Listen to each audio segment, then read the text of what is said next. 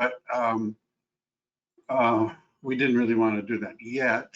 But so Can you see far, my screen? yes, we can see your screen. How about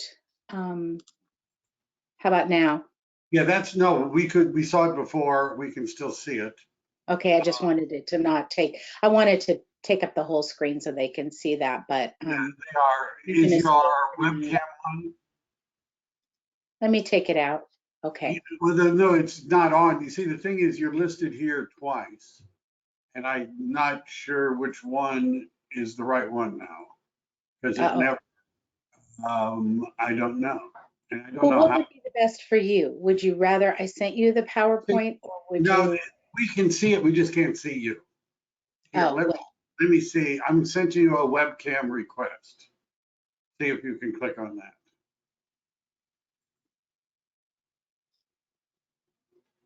Did you get a webcam request? no, but I got. Oh, there's something. Okay, share my webcam. All right. There you are. It popped up. So the scripts are there. So far, I don't know why, but we don't have anybody signed in yet, which is maybe they're all watching the Amber Heard Johnny Depp trial. We have 30 some people registered. Wow. Well, I'm going to give some very important information that they need. So let's hope they jump on. My assistant sent out another reminder. They got one this morning. So how many agents do you have in your particular EXP? In my team, I have on my icon team, there's about 50, 45, 50. We did a little over 50 million in volume last 12 months. I have others that are in my sales organization, probably another 20 or so. We have an attendee. So I think I'm going to have to clean this up. Since you have control, the recording has already begun. And I can't stop it because I don't have control. So I'll have to edit it. When you did share the screen, it started the broadcast. Okay. It's just that we don't necessarily need, and people are starting, you know how they are, to wander in. I'll edit out our back and forth at the beginning. Margaret can see us, but she cannot. Oh, there she is. Her camera just needed to turn on. But you're mute on, Margaret. You're on mute, but that's okay. Do you see over on the left on the control panel the little microphone in orange? I'm on my iPad. Oh, there you are. You're on. Yeah, we can hear. Trying to jam my lunch in. Hold on. I do the same thing. I don't like to turn on mine right away. Michael, because you made me part of the control person, do I need to let people in?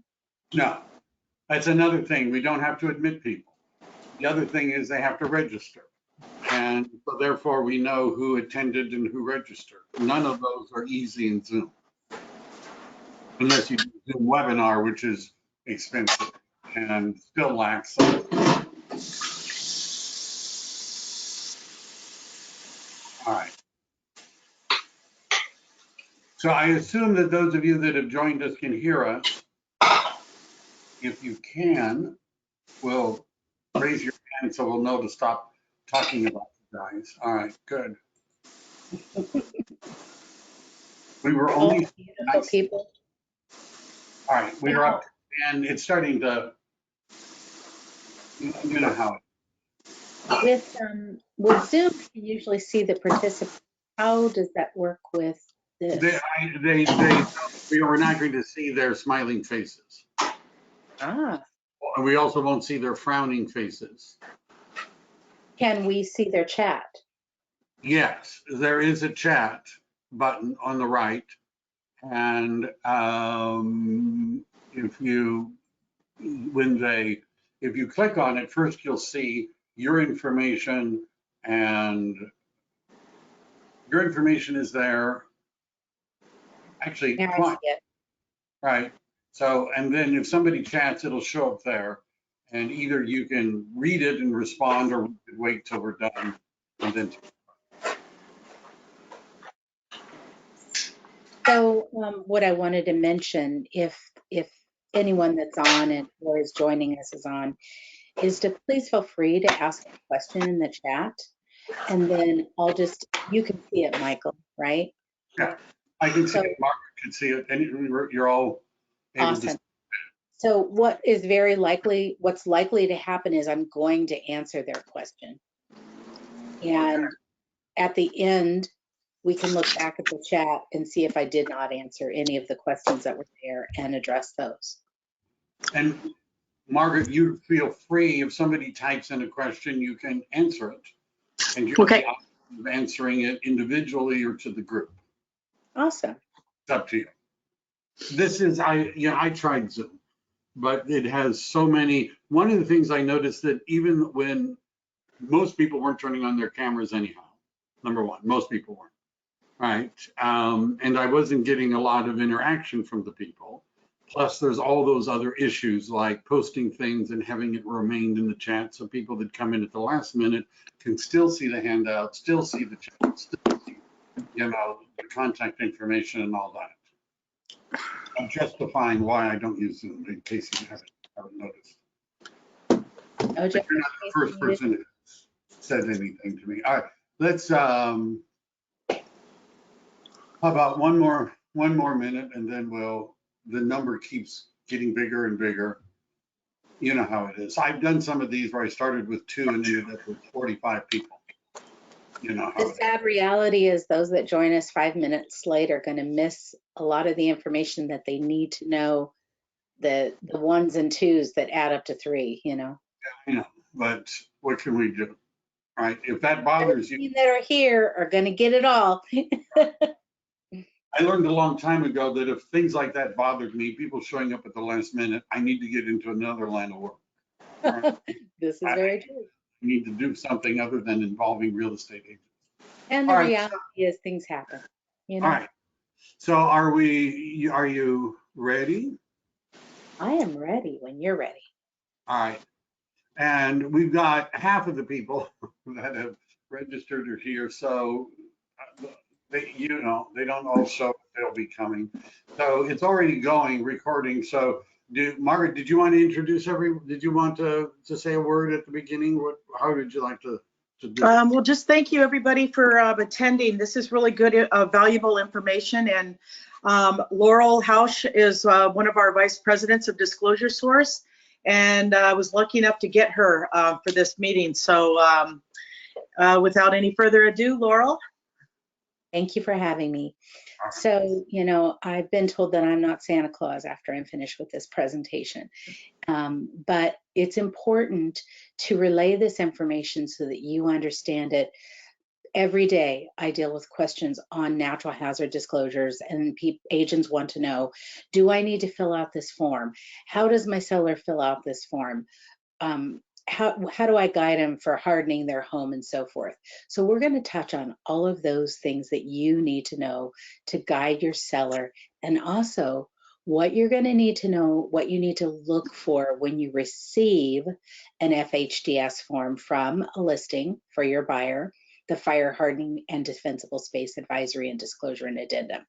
And we're also going to discuss briefly the Wildfire Disaster Advisory. So let's get started. And if you have any questions, please put them in the chat. First of all, in 2000, and I hope you can see my whole screen, but in 2021, a law became effective that the seller had to provide to the buyer, hey, here are the things that could make my home in a high or very high fire zone more susceptible to catching on fire. And then these things were triggered by certain parameters. The home was built before 2010. It's located in a high or very high fire zone, and it's residential 1 to 4 units, including mobiles in parks and on land, and condos and townhomes. You're going to want to remember that this is going to change in a short period of time, and you'll see it come out from CalDRE that it will include moderate as well, and they will change this form. They're in the process of working on it now, but for now, it's only high and very high. So here's the questions that are being asked of your seller if they have to fill it out on the form. And let's just talk a little bit about these questions and what to do, because I don't know if you know, Mike, if your eave soffit and roof ventilation where the vents have an excess of 1/8 of an inch and are not flame or amber resistant. Do you know the answer to that question? Most So of us. if the, what is it again, 1/18 of an inch? Oh, here it is. 1/8 of an inch. And roof ventilation where the vents have openings in excess of an inch or are not flame. Is that a good thing? It's not a good thing, is it? It's not a good thing, but the point of this is that when you look at all of these problematic, these are questions that are asked on the form that could cause the house to catch on fire should there be a spark and ember that travels. And embers can travel up to 1 mile or more. So they're traveling across and they land on your shake or shingle roof, or they get through your eave soffit and roof ventilation and get in the attic. These are things that could potentially cause a home to catch on fire. So when you look at these, it's not rocket science, it's guiding your seller to understand why these questions are being asked and how do they check them or not check them. So the form, actually, let's go and look at the form. And well, let's go back for a second. It asks these questions and the seller is to check the boxes of things they are aware of. So it does not ask the seller to climb on the roof or to get on a ladder and measure their eave soffit and roof ventilation. It's simply the things they are absolutely aware of. Most sellers won't know the answer to this first question unless they've recently had a roof inspection and maybe a roofer has given them pricing on replacing the roof and the other things they need to do. Maybe they've had this investigation done, so they know the answer to this. Otherwise, this first question is probably one they're not going to know the answer to. So what do?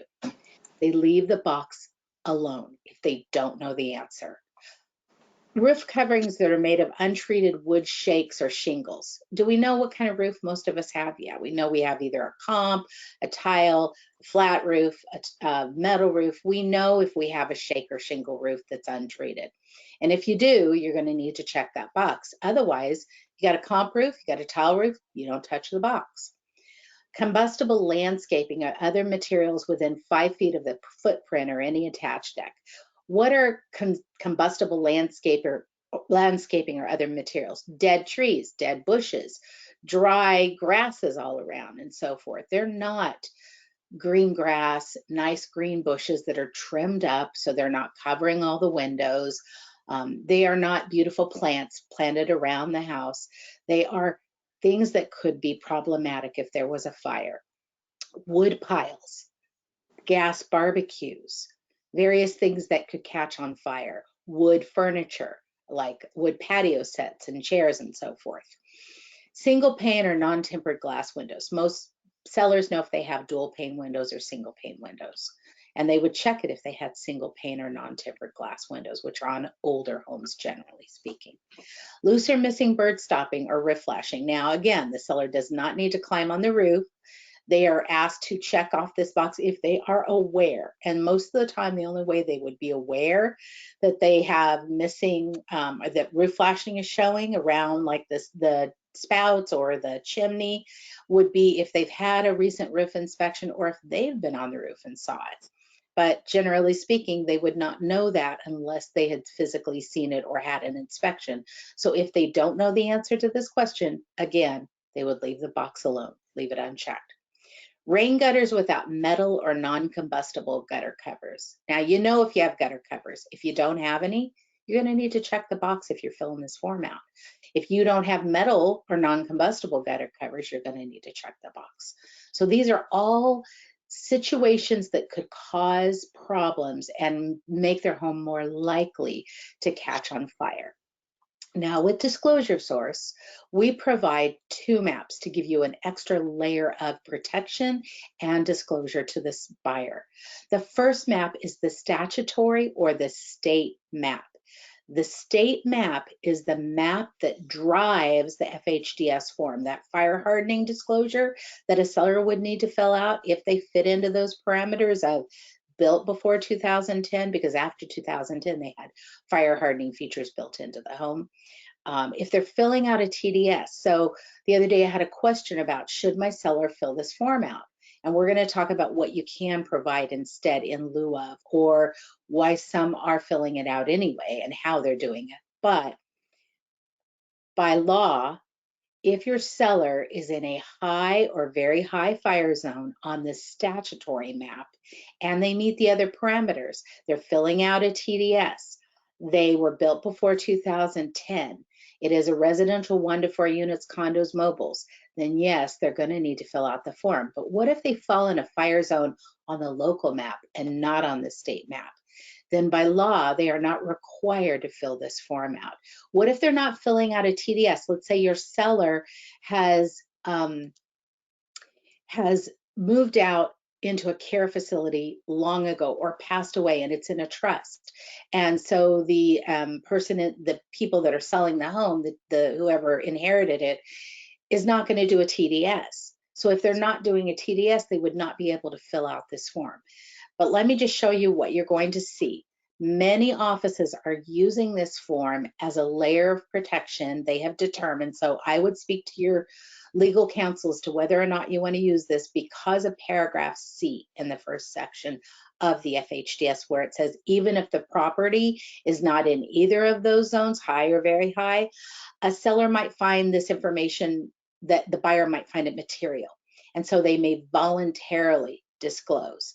And we're going to look closer at this form and see what that says. So here are the check boxes.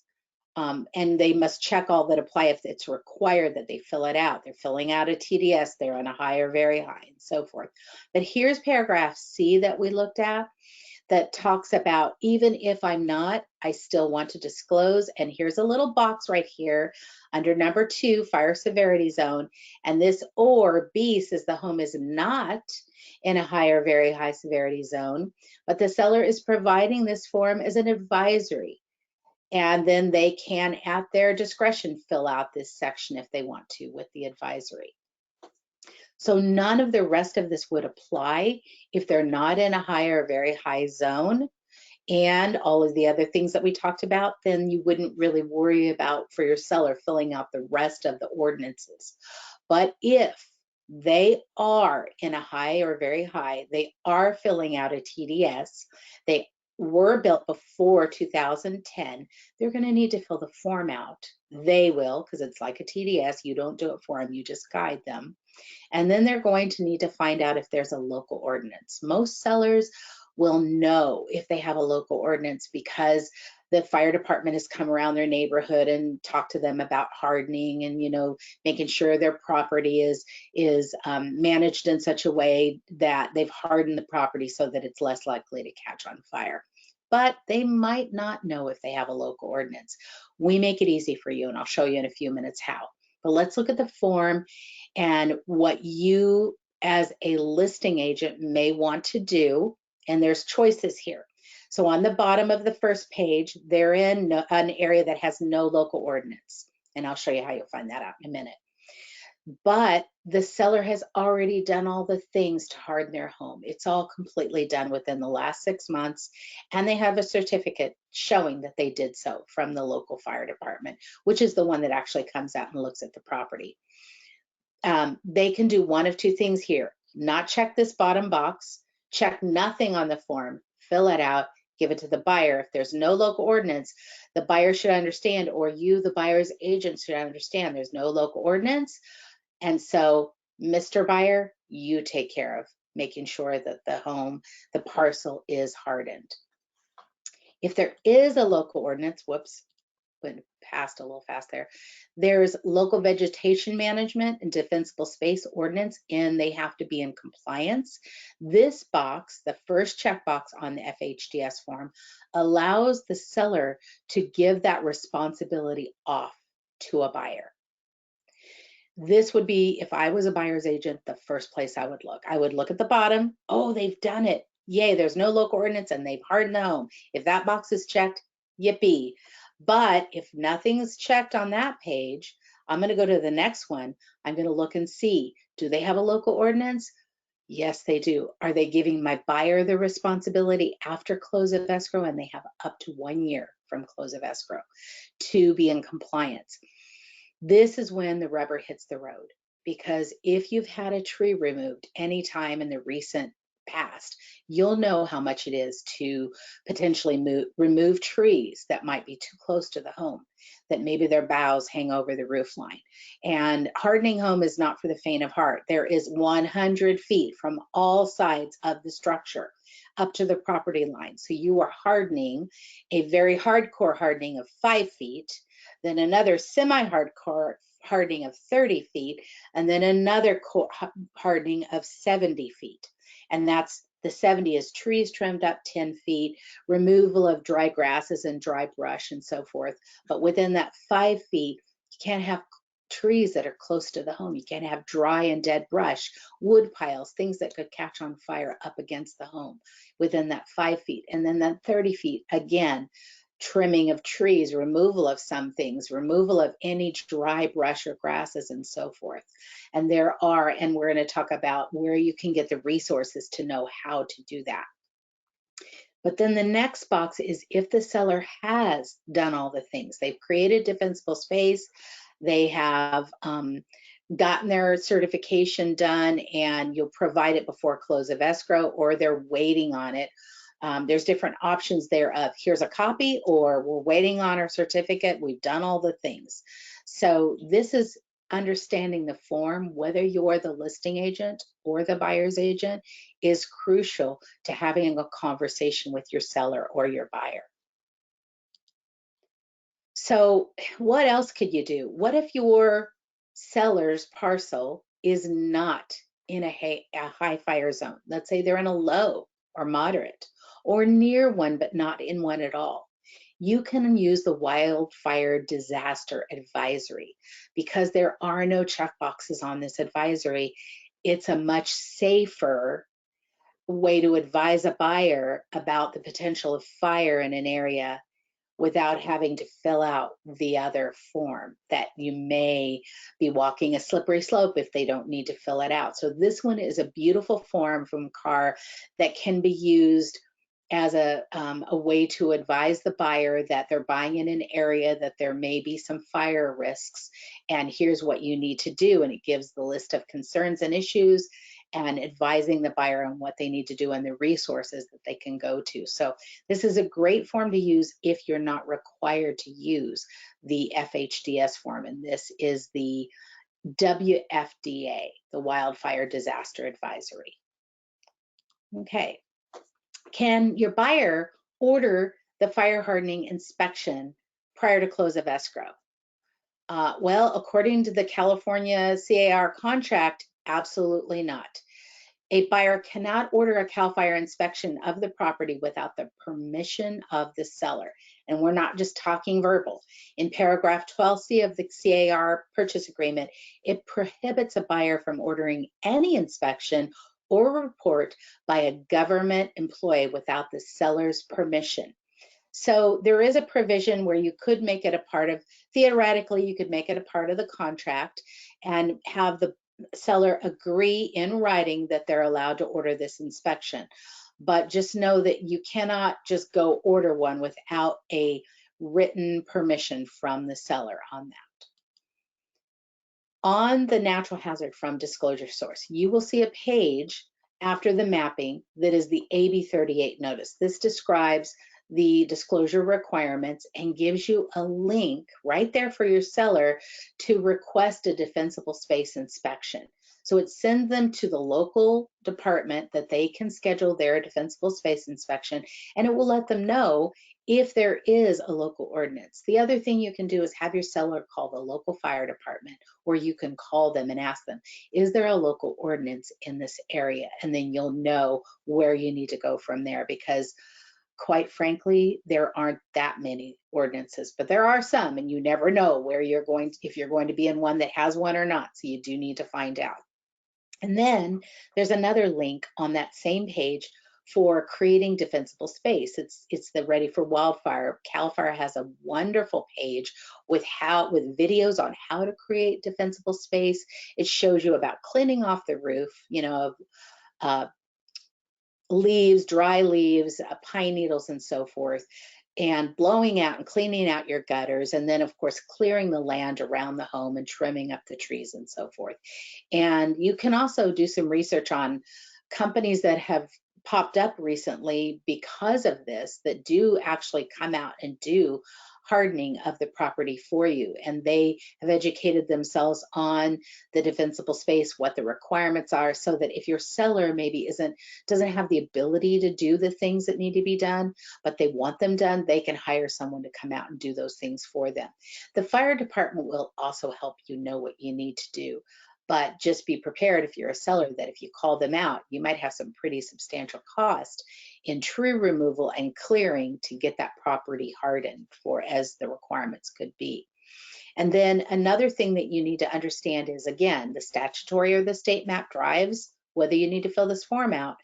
You need to do a little more research, because if they fall in a wild land area, not just a wild fire, but also the little X's are wild land areas, which are usually outside of the city, then go further down in the report and read if they're in a low, a moderate, a high, or a very high. And we will have that. You'll see it on that page. Usually it's on page 3 or 4, and it'll be in red. It will tell them if it's in a high or very high fire zone area. If it's on the statutory or state map, they're going to need to fill the form out if the other things apply. If it's on the local mapping, they're not by law required to, but again, you're probably going to want to provide them with that wildfire advisory for sure, or you may determine use the FHDS form and fill it out as checking the box that you're using it even though it's not required by law, just as an additional piece of information. Here's a little fun part about the Assembly bill on these wildfire protection advisories and whether or not it is punishable by a crime if you do not harden your property. And so this is not for the faint of heart. This is very important. Here I just blew up the requirements of this Assembly bill, that 100 feet from all sides of the structure as specified in the bill. And it's for someone it requires someone who owns the property, leases, controls, operates, or maintains a dwelling in a high fire zone that they do this. And it's just discussed the fuel reduction and why it's required by law to make every effort to help the residences know what they need to do. So generally speaking, there are penalties, but they'll come out, they'll give them a notice, they'll tell them what they need to do. And then if they don't do it, they can actually hire a company to come out and do it, or they will do it. And then they will charge them to their tax bill, which will be substantial. So they can put a tax lien on the property if the seller does not harden their home. So it's not for the faint of heart. It's very necessary to understand these notices and the penalties for not doing so. All right. So this is just a little more on that civil code and that it's, how serious it is. So here's a picture of just understanding you can have clean and green, which is a zone that's 5 feet from the building structure and decks, etc. And it's used hardscape like gravel, pavers, concrete, and other non-combustible materials, not bark or mulch around the property that close. Remove any branches 10 feet from any chimney or stovepipe outlet. Just check your gutters, clean debris away. It's not rocket science. So you can actually find this information on the CAL FIRE website as to how you harden that property and what you need to do in these different zones. There's the zone 1 within the 5 feet, and then extends 30 feet from the building, and it explains what you need to do. Then there's the fuel reduction, which is the next 70 feet, which is mowing down grasses and trimming up trees and so forth, and picking up leaves, and any exposed wood piles need to have a minimum of 10 feet of clearance down to bare soil in all directions and so forth. And then understanding liquid propane gas storage tanks and other flammable material that you want to have away from the home and away from outbuildings. So if you go to the CAL FIRE site, you can get all of this information for your seller or buyer to understand these things, and that's really good information. Now, I want to also share with you another little bit about what we provide at Disclosure Source. I have another PowerPoint that I just pulled up, and I'll just play it from the start and we'll get past these pages, but this again shows you the state map and the local maps, which will give you more disclosure to protect you and your seller and your buyer, give them more knowledge. And then we talked about the filling out the form and what you need to understand about that. Let's go and look at another thing that's a really good understanding in the reports. We show you dam inundation areas, and we also show you FEMA mapped areas. So a parcel could fall in an area near or touching a FEMA mapped area. And it's nice to understand that sometimes when you receive the report from us, if they touch a FEMA mapped area, we will send you a flood cert with the report, and you'll be able to look at that, and you'll be able to see if on that flood cert they've had a letter map of change. If they have been taken out of that flood area because they have the correct elevation, it will show on that flood certificate. And so then the buyer will not need flood insurance if they have enough elevation. If there is a letter map of change, you'll see, yes, there was one. Or you'll see, no, there is no letter map of change. So just know that that's included in our report and can help you with your listing. So flood zones and fire zones are two reasons why everyone should order a natural hazard up front and attach it to their listing, because there's nothing worse than a buyer writing an offer on a property and then finding out they have to get flood insurance or fire insurance, and now they can't afford the home, or they don't want to afford it. So it's great to receive offers where people are aware they're going to need flood insurance, or they're going to need, like in this case of this sample here, I have a home that you can see is in a wildfire area, but it's also touching a flood area. But possibly they had a letter map of change and they would not need flood insurance potentially. So, and it's up to the homeowner's insurance whether they'll need fire or not, but that's, neither here nor there. We don't determine that, they do. So, and also just know I've been talking to insurance companies a lot about this, and not only does the insurance follow the home and where it is, but it also follows the person. So if a person has had a lot of claims in the past on their homeowner's insurance, it may be harder for them to get insurance. And so it's a good guidance to help your buyer understand you don't want to turn in a claim for $500. You want to wait for those bigger occurrences to use your homeowner's insurance, because those claims follow you, and they follow you wherever you go to the next property you purchase. So it's a little bit easier to get insurance if you have less claims against you. This is a little bit about understanding the environmental report. We won't spend a lot of time on it, but if you do have questions about it, or your buyer does, it's very easy and I can guide you through it. If you have any, please feel free to call Margaret or myself, and we'll be happy to help you. We give you a map, and then we give you a list of everything that's in a known concern, everything that's in a potential, and everything that's like an underground storage tank, like gas stations and so forth. They're all listed with the address.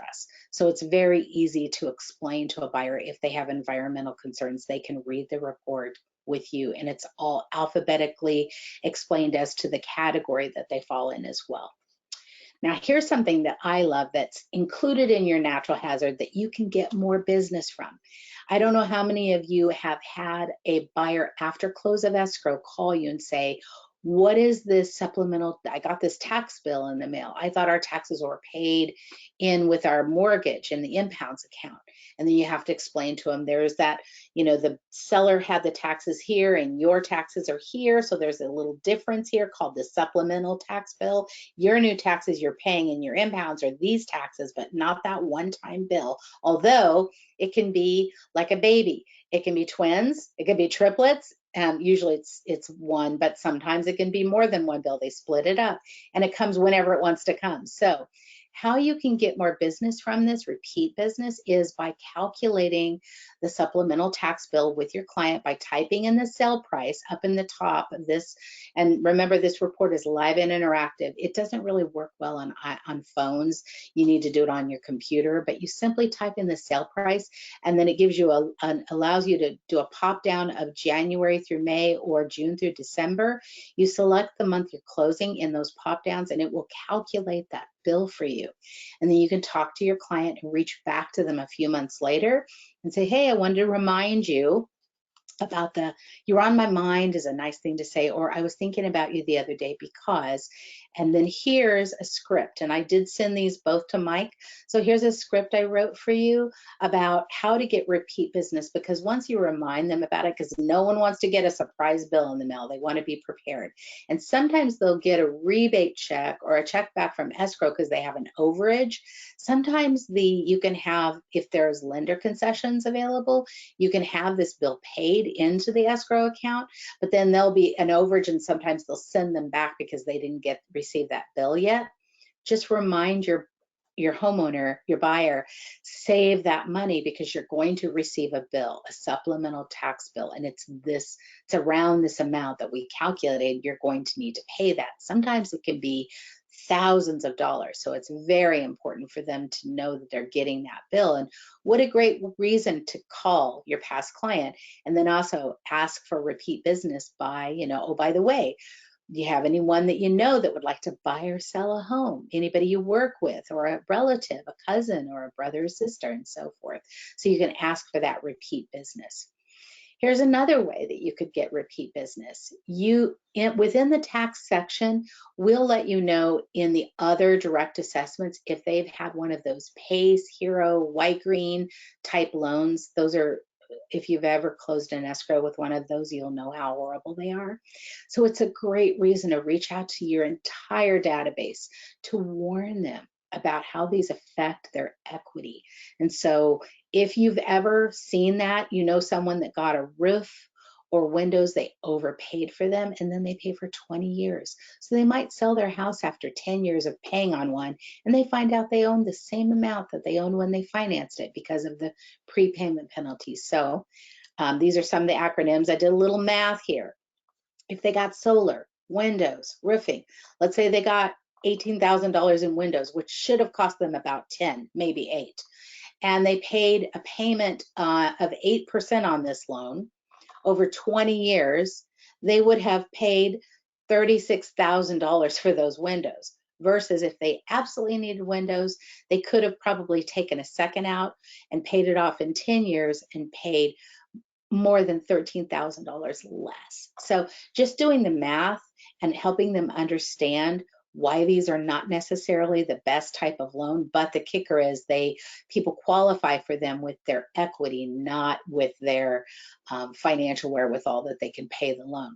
So here's another script that I wrote on PACE loans or those types of home improvements that might not be the very best, get the most bang or return on their investment. So if you'd like to use this, again, how you can discuss with them, do a little research on these or reach out to us and I'm happy to help you give a little more education on this. But it's a great reason to call your database because people get these loans not understanding. They are not explained from the salesperson how they affect their equity and how they eat up their equity. So this is a great way to reach back to your entire database and help them save the equity in their home so that when they are ready to sell their home, they can get the most money out of their home possible. And if they want to make home improvements, that you can let them know what are the best improvements to make to get the most bang for their buck. So that's another reason you can give them a call. So it's super important to go past the signing page. Some good news is the new RPA added the language that links are acceptable as proof of delivery. It used to be we had the earthquake book, lead-based paint, and so forth, and you needed to provide that to them. But with the new RPA, it actually says links, and we give you the links inside the report. But we also deliver them at the beginning of the report if you've seen in our email as an attachment. And that's a great email to follow up and send to your buyer before close of escrow. You can use something funny like, hey, I know that there can be some sleepless nights when you purchase a home. So here's a little something to help you get right to sleep. Read these booklets over. And by the way, if you get the late night munchies, don't chew on the baseboards. They might be painted with lead-based paint. And just make fun, a little funny that they'll reply to your email and then you are golden on that one because there have been some lawsuits over buyers saying that they did not receive these booklets from the listing agent or from the buyer's agent, the buyer's agent. So if you get the email, this is what they look like. You can give them the combined book to kind of cover yourself completely, and there it is on the email. So that's a little bit about what we provide is a complete compliant report for your clients. And guess what? We also protect you with $60 million in errors and omissions insurance, which is unrivaled in our industry. And we're part of Fidelity's Fortune 500 company. Believe it or not, natural hazard disclosure companies are not regulated in the industry.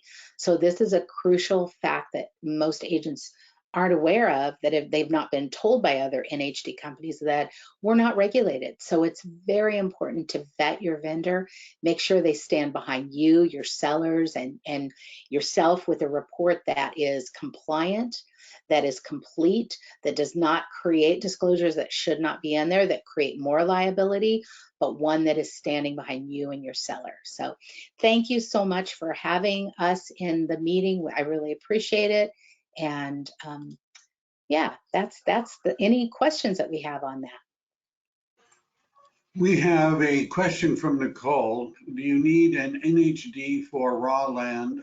No, well, you know what I mean.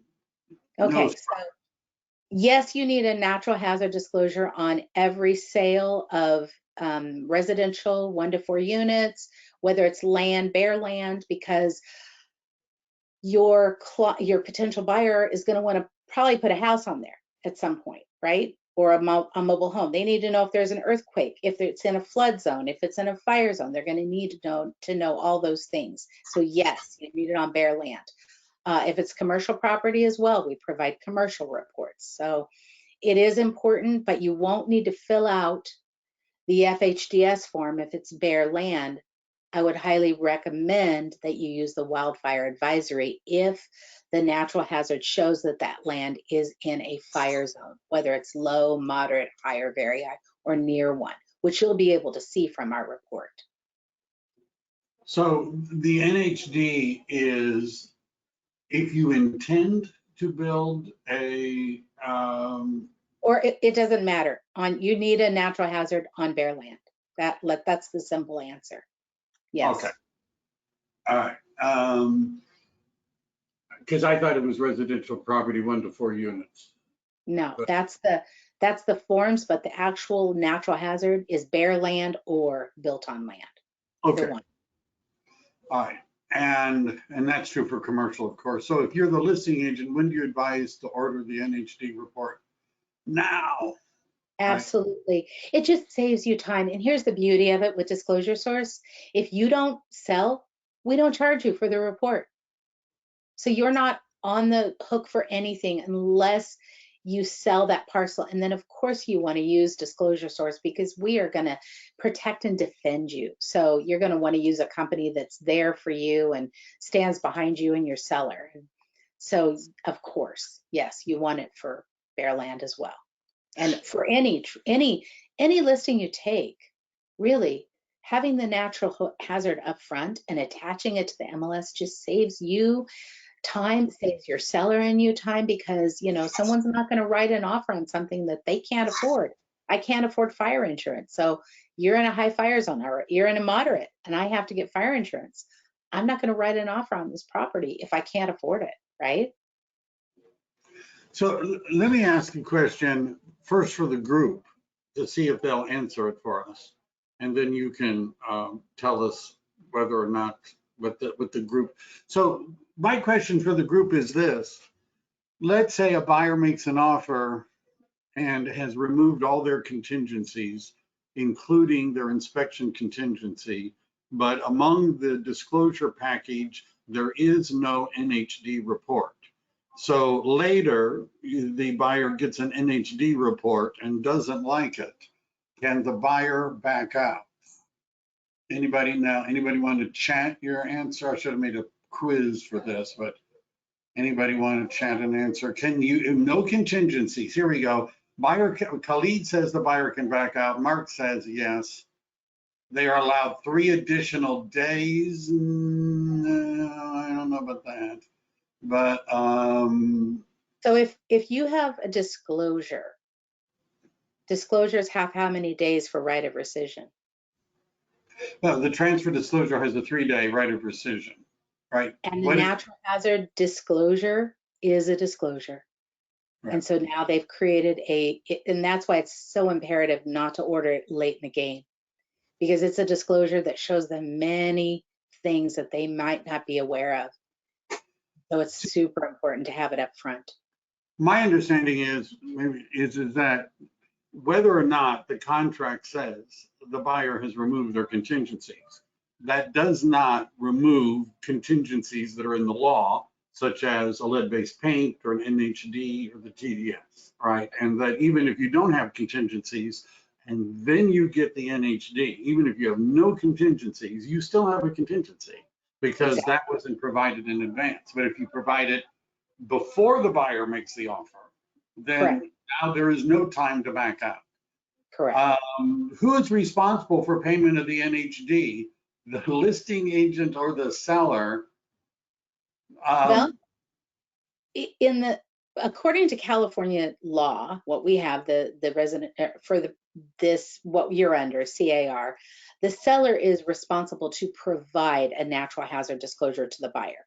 Okay, but your residential purchase agreement allows a buyer's agent to select a company and allows a buyer's agent to say, I will pay for this. So if they're trying to maybe win, an offer over someone else, they might think, oh, let's say we'll pay for this and this and this. These aren't big ticket items like the home warranty and the home inspection and then NHD and all that. They may write an offer just trying to get it accepted by putting in some fluff. It's $99. It's not going to break your seller generally, but you'll see it written into offers. What will break your seller is if you get a natural hazard that doesn't stand behind you after close of escrow. If they make an error on the report, you end up sued. So that's why, as a listing agent, I would always insist that my seller has a company that's going to protect and defend me and my seller, and potentially the buyer's agent as well. So, because we know who's going to sue, right? So it's important to have it up front, and it's really the responsibility of the seller unless contractually it's written otherwise. So, and also, Nicole, the seller almost always pays for the NHD report. Almost always, and it's a given. 1,000 transactions, 999 of them, the seller has paid for an NHD report. I've never bought an NHD report for a client. I never have. And it's only $100. So, I wouldn't be tripping about it. What I'd be telling the seller is you're required to do this. And the question now, Nicole is asking, so they have to pay up front or can it be billed to escrow? It's always billed to escrow unless they absolutely unequivocally just want one and they want the insurance behind it. And then we have an option on our website or through our ordering platform, or when you call in to order it, or if Margaret orders it for you, it's almost always billed to escrow so that you don't pay for it unless you close escrow. So you don't have any risk in ordering it if you don't make any money, if the seller doesn't sell their home. So if escrow doesn't close, you don't go after the listing agent for the $99? Absolutely not. You just send us an email as an agent, Michael. Let's say you ordered from us and you say, hey, we fell out of escrow. Seller decided not to sell. Can you please cancel this? No problem. And we cancel it. By the way, if your seller has a parcel they're selling, and then they own the parcel next to it, or maybe they own 2 or 3 parcels connected, but they're divided into separate assessor parcel numbers. We'll provide a natural hazard on each one separately because zones fall in some parcels that are not in another. But we do discount the other reports for you. So you'll pay $99 for the main parcel one that you ordered. And then if you have additional parcels, we'll do those reports for you for $45 additionally. So those can be ordered all within the same order on our website or by Margaret. So, or, through the office. How long does it take to get the report after ordered? Well, that is the miracle of Disclosure Source. If there's not a lot of research that we have to do, which sometimes if there's no parcel number because they just divided it and we have to do more research on that new parcel that's not recorded yet, it might take a little while, like a day or two. But if there's almost, I would say 99.9% of the time, we place an order, we receive them within 30 minutes of ordering. And if it's all the data is there for us in our systems that we pay for and mapping, then generally speaking, even on a Saturday or a Sunday, you'll receive it within 30 minutes. Do you use, they have a new name. They used to be Disclosures.io platform. HomeLight. HomeLight, thank you, Michael. Do you use that? Yes, most agents in our area are using HomeLight because it's a free version is included with through the MLS. Those of us that are at EXP and some other companies can use SkySlope for disclosures, but I would say the vast majority use Disclosures.io or HomeLight. Okay, because we can upload to either one of those platforms automatically for you. So what's nice about it is with HomeLight, you have a web portal for the listing, correct? Yes. And a buyer's agent can go look at that listing and they can read all the disclosures right inside that portal. Right. And so your natural hazard can be uploaded right into that portal, and then they can go read it all and see if they want to write an offer, which is really nice too. Yeah. Actually, we always upload it ourselves. I've never had Good for you. guys to upload it for us, but now that I know, Yeah, it's doable. It's all doable. We do both SkySlope and HomeLight, so. yeah, and probably .loop and We'll do whatever we can to help you, make it easy on you. So are there any other questions about the fire zones or anything else I can answer? Hopefully you got some good information there that will help you to know how to guide your seller. And of course, we're here for you to answer any questions you have about it. And, you know, just reach out to us. We're available to help. This is your last chance, everyone. All those questions that you've been waiting to ask about NHD. Let me ask you, so usually NHD reports include more than natural hazard disclosures, mold advisory as an example. Sometimes they include local area disclosures. San Jose has a street tree disclosure, and there's something about a pine. I don't know, I have to look it up, the name. Are those, do you have in your, do you include local area disclosures or? Some of them are included, Michael, but some are not. I know it's relative to different areas, what you are required to use or not. And there's some different schools of thought on that as far as filling it up with information that is not pertinent to the area. It's only, you know, if you have specific areas, then we can look at adding that, which we have done to many of our certain area disclosures because they're required. But you know, there can be some that are so small to certain areas that you just automatically pull them out if you're in that area. So some of them, yes, and some of them we do not yet have because they just simply fill up the report with too much for areas that didn't need them. We have a question. Of all the things that you've talked about so far, what would be the most important items to make a buyer aware of? Wow. Well, right now, sadly, it's fire. We live in a climate that has changed, and wildfire, as you and I and everyone here is well aware, is much more prevalent than we've ever seen before. You know, and I'm not getting political whatsoever. Please understand that. I'm just saying that because of climate change, we definitely have seen change in the weather and in areas that are dry, and because hasn't been maintenance to certain electricity and utilities for a long time, it's created real problems.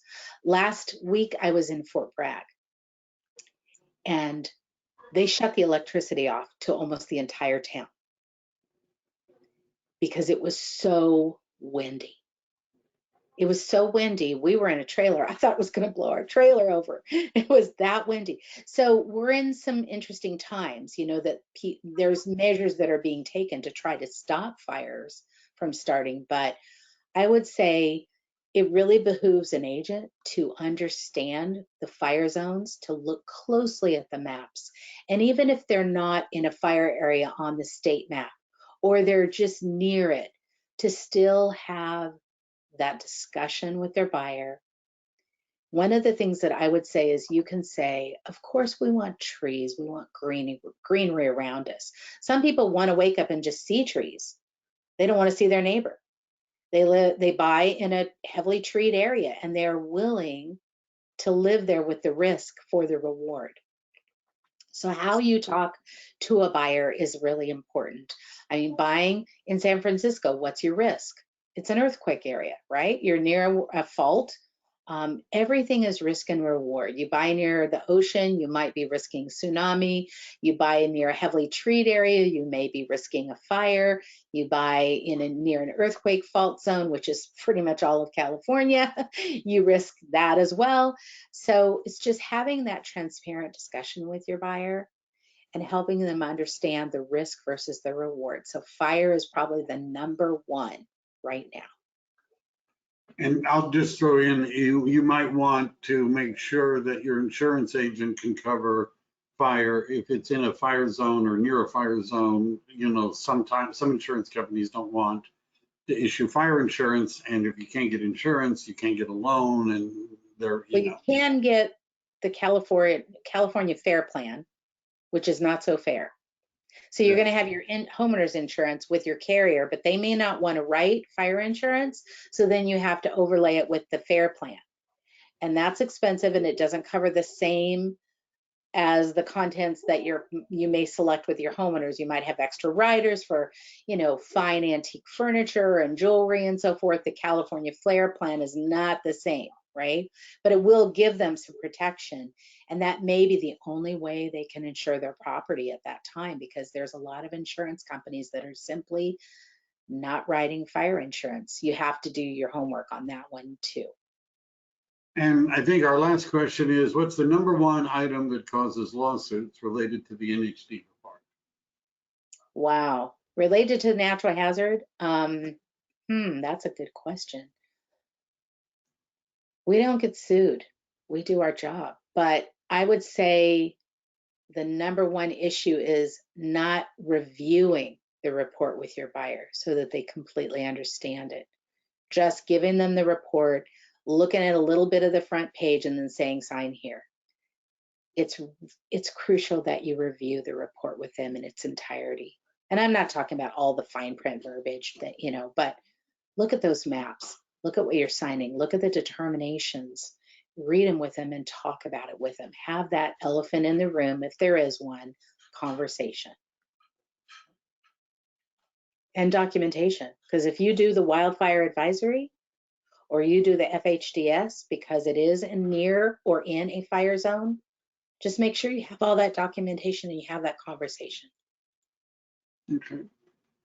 So if they wanted to, I'm sure everybody right now wants to order a disclosure source NHD, at least home, if they don't have a listing.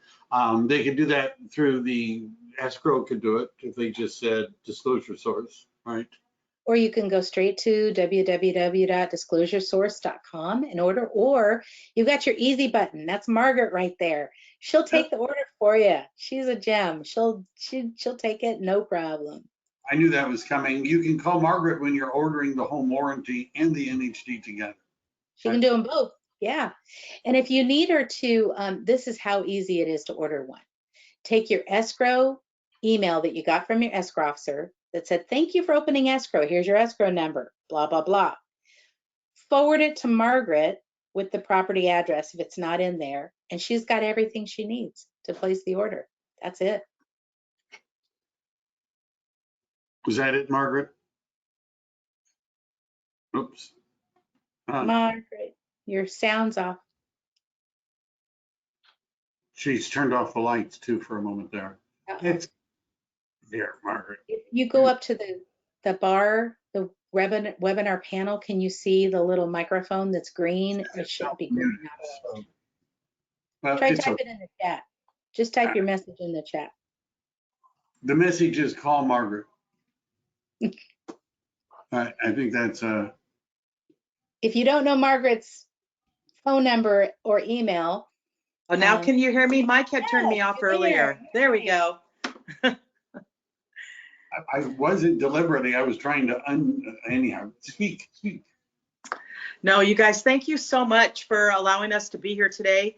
Like I said, Laurel was gracious about coming here to explain NHD. We also have home warranty. So you can call me for either one. I'm always available by phone, and I'm trying to figure out how to put it in the chat. Well, I think your information, I know. You guys pretty much have it. I put in Laurel's information is there, but I don't, but your information is not. But No, I was trying to put it in there. I can paste it in. So if somebody's on my team, Margaret, but the property is located, let's say in Los Angeles, but they're on my team, could you still help them? Yes, because I'm assigned to your office. So Okay. whether they sell a property in Colorado, in Oregon, or anywhere, I'm assigned to your office so I can help your agents. But you don't need a natural hazard in Colorado or Oregon. Right. Only really California by law right now, but someday I think that's going to change. There's Margaret's, in the chat is Margaret's email and Margaret's cell phone number. Thank you. I pasted It wasn't. it.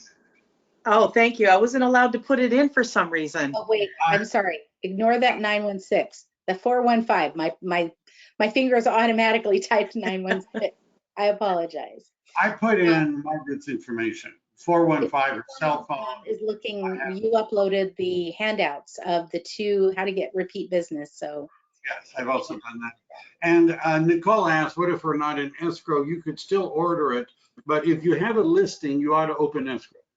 You ought to call Lynn Dang with Chicago Title and say, I want to open escrow. And then, because it's different, if you don't want buyers to be backing out in the middle of the transaction, and you don't want inspection contingencies, in addition to an NHD, you're going to need a prelim. And even though you could order an NHD right now, getting a prelim, that requires cooperation from the escrow title company. So anybody that's on my team, Margaret can help you with a home warranty anywhere. And of course, disclosure source is obviously not specific to our particular area, right? California, yes. Yes. Yeah, that's what, I don't have anybody yet outside, or I'll let you know, right? All right, well, hey, I hope everybody is happy. I'm happy. Are you guys happy?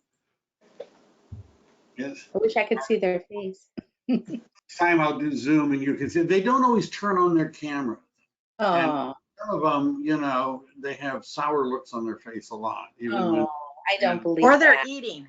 I'm sure they're all beautiful people. you just have to imagine this sea of curious, eager faces, out there absorbing everything you said. That's, I'm sure. I'll just imagine that they're all just really good and happy and having a great. Well, thank you, everybody. Appreciate your participation today. I want to thank Laurel and Margaret for putting this together. Appreciate the information. I'm sure we'll do something like this again. Thank you for having us. Thank you so much. Pleasure. We'll use Zoom next time. Okay. Bye-bye. All right. Thanks, guys. Bye, everybody. Be safe out there. You too.